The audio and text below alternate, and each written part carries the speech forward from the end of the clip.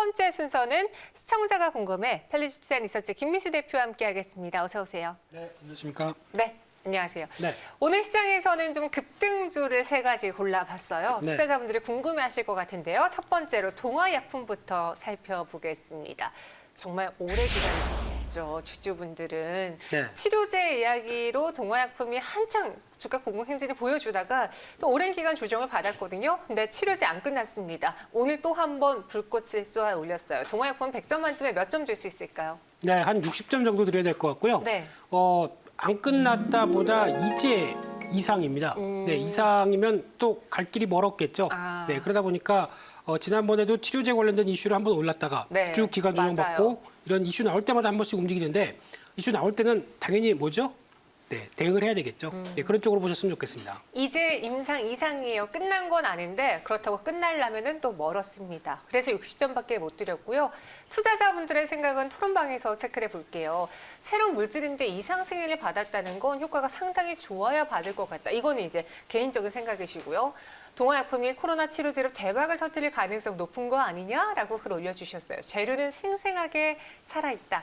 오랜 기다림 끝에 이상을 승인받았다라고 썼는데 그럼 지금 코로나19 치료제 임상이 어떻게 진행되고 있는지 아직도 결과가 나오려면 좀 멀긴 했지만 네. 그래도 투자자분들이 기대하고 있으니까 그 진행 상황을 살펴볼게요.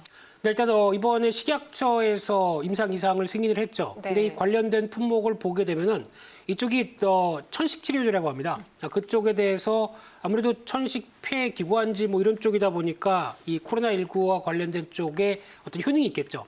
그런 쪽에서 특히 이쪽이 보다 보니까 천연물 의약품이라고 합니다. 네. 그만큼 인체에 대해서 상대적으로 좀 부작용이 좀 덜하겠죠. 그런 관점 쪽에서 기대감이 높아지는 건 사실이라고 봐야 될 것 같은데 그런 쪽에서 천식 치료제랑 같이 어떻게 보면 병용하면서 나오는 어떤 치료제 관련된 쪽의 기대감을 한층 올리는 건 사실입니다만 네. 아직 임상 이상이고 더 중요한 건 3상이죠. 또 더 많은 넘어야 될 산이 많죠. 그렇죠.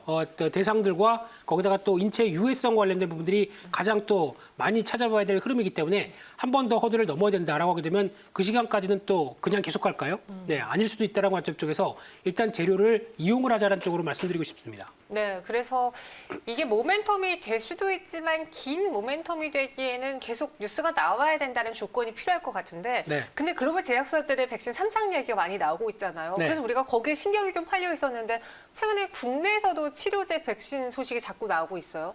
네, 관련돼서 지금 어떤 치료제나 백신 관련된 얘기가 나올 때마다 관련된 종목들은 한 번씩 이렇게 한번 큰 움찔. 폭으로 네. 움찔이 위로죠. 네. 예, 으쓱입니다. 네. 네. 그런 식으로 하면 변화가 계속 나올 거라고 보이지고 있기 때문에 혹시나 뭐 눌림목 매매하셨다가 이런 재료 나오게 되면 일단은 팔고 다시 보는 그런 전략들이 좋다고 봐야 될 것 같은데 네.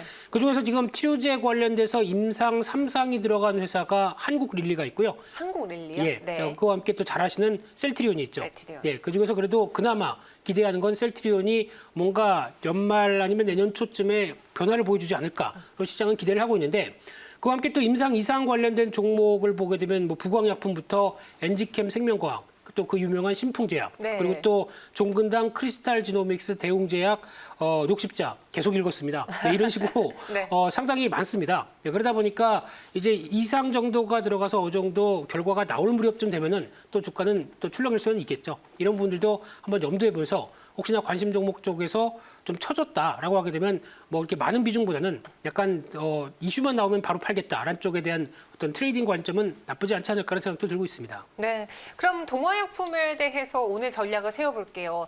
호재가 돼서 좋긴 하지만 그동안 지치신 분들, 기다렸던 분들 좀 많이 빠져나가서 네. 어떻게 보면 더 이상 안 기다리고 싶어 하신 투자자분도 있을 것 같거든요. 네. 지금 어떻게 해봐야 될까요? 네, 일단은 재료 노출이죠. 그런 쪽으로 봤을 때 일단 기술적으로 보게 되면 직전 고점 때도 못 넘습니다. 장중에 고가가 딱 그 정도였었죠. 그러다 보니까 24,000원대에 대한 저항은 뚜렷하구나라는 관점으로 보게 되면 일단 여기에 대한 어떤 저항권으로 설정을 하면서 혹시 지금 밑에서 사셨던 분들 같은 경우는 일단 파시는 게 좀 더 안전하지 않을까 생각이 들고 있고요.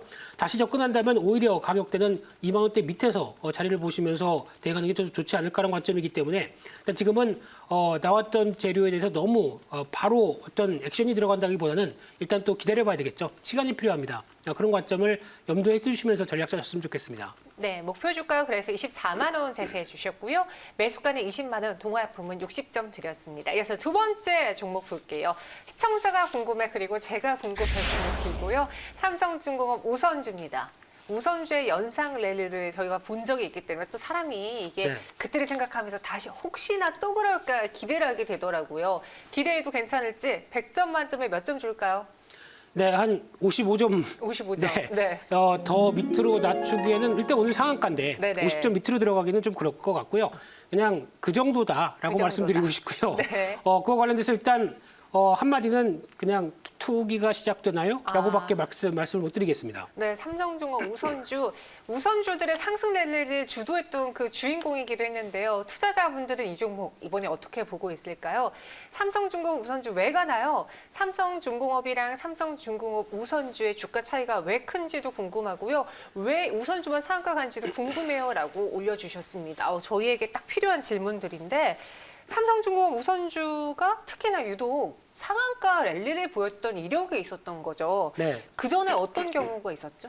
한 열흘 가까이 상한가 들어가지 네, 않았었나요? 맞아요. 네. 그때는 근데 전체적으로 우선주들이 다 오르긴 했었어요. 그렇습니다. 그래서 그때는 약간 우선주가 광풍이 불 때였었죠. 맞아요. 근데 이번에는 삼성중공업이 호재가 나왔던 부분들인데 일단 지금 규모가 2조 8천억 정도 사상 최대 규모의 어떤 조선 기자재 관련된 쪽도 같이 이어지면서 수주를 받았다는 관점 쪽에서 삼성중공업은 상당히 그래도 수주의 가뭄 쪽에서 큰 변화죠.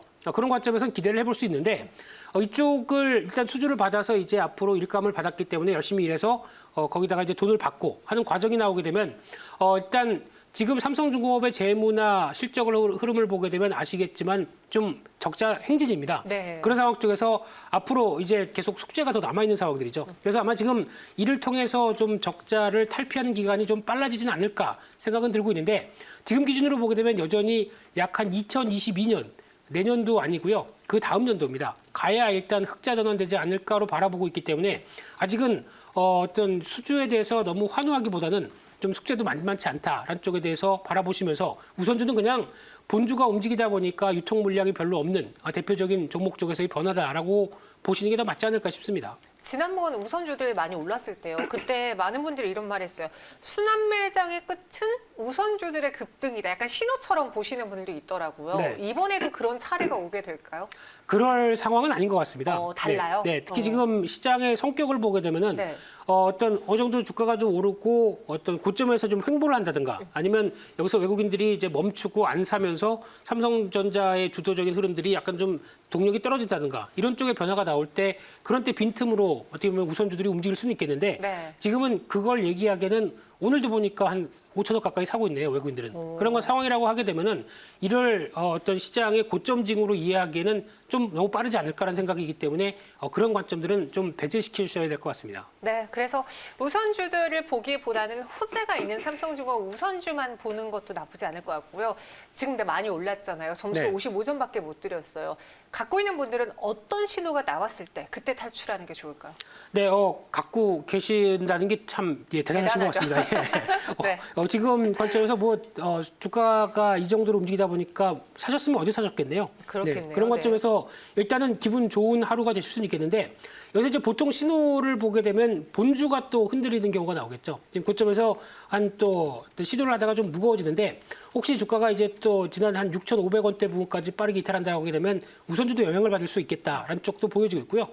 특히 이 우선주 매매 같은 경우는 그냥 별거 없습니다. 상한가 잔량들이 빠르게 소진된다. 그럼 파시는 게 좋습니다. 네, 그렇게만 간단히 말씀드려야 될 것 같습니다. 가격은 저도 모르겠습니다. 네, 사실 이런 종목들 가격 딱 말씀드리면 저희가 신이죠.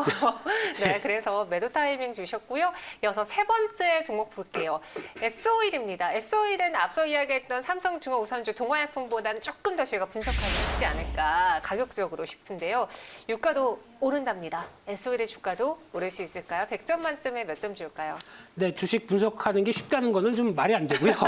네. 항상 주식은 어렵습니다. 어렵죠. 네, 그런데 일단 그래도 지금 패턴으로 봤을 때는 한 70점 정도 들 수 있는 70점이요? 상황들이고요. 네. 그나마 유가가 움직이고 실적이 나아지다 보니까 그럼 이제 배당도 다시 재개가 되지 않을까 이런 관점 쪽에서 네. 일단은 한숨을 돌릴 수 있는 시점까지는 왔다라고 봐야 될 것 같습니다. 배당도 재개합니다라고 한 줄평 써주셨고요. 투자자분들의 생각도 볼게요.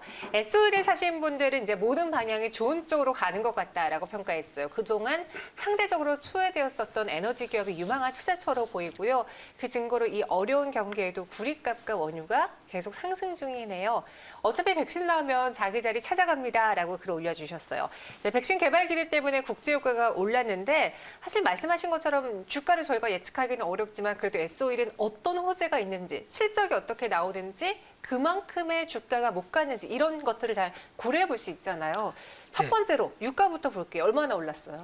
네, 일단 관련돼서 어제 자세하게 말씀드렸죠. 네. 예, 저희 테마거래에서는 미리미리 준비하는 테마거래입니다. 타이밍이 좋았어요. 네, 그러다 보니까 어제 원자재 관련돼서 장황하게 설명드렸던 부분들 혹시 못 보셨으면 다시 보기 하시면은 훨씬 더 도움이 네. 되실 것 같고요.